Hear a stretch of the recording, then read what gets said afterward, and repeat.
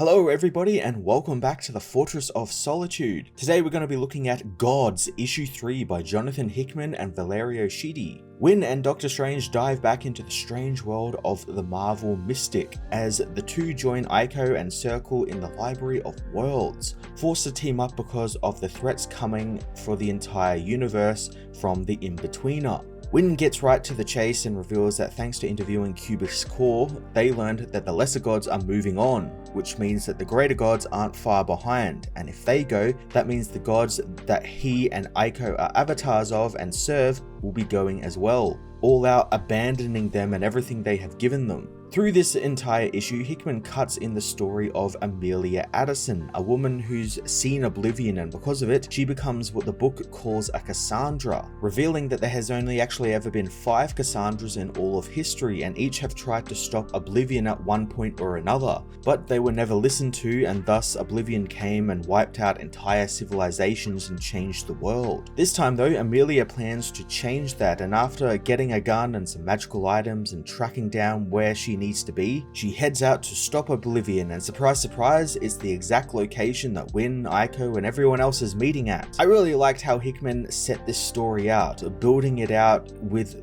what Winn and the others were talking about and setting it up in a way that it makes it really easy to understand. We knew who Amelia was and we knew what a Cassandra and what their deal was in the first 2 pages, which is great. That's some really efficient storytelling, and once the story all comes crashing together in the final couple of pages, it's all that more satisfying since we aren't asking who this character is, what are they doing, what's going on. It's all laid out for us, and it's big ideas, but Hickman presents them in an easily digestible way. Valerio Schiti's work with Hickman continues to look amazing, continuing with even more crazy and weird designs for characters and things we see in the Library of Worlds. I love when an artist slightly changes styles or does something visually different when a book has flashbacks or sequences set in another time place, and they did this with Cassandra's story, bathing it in a cool blue light that is also great visual storytelling, as the blue light represents the light that Oblivion will be giving off when he destroys, I guess, the universe or the world, and that's what Cassandra has seen, so her whole life has just been bathed in this ominous blue light, and I think that's really quite cool visual storytelling. While Winn and the others discuss their next steps and Amelia's story grows, Dimitri and Mia are introduced to one another as they wait for their respective sides to finish their meeting. I quite like their little interaction at the bar. They're both sort of, the backup to the main characters, to both Winn and Aiko, and they're on opposite sides, so they have different views of the world and everything, and I like that was their conversation. They were kind of flirting with each other a little bit there, where their sort of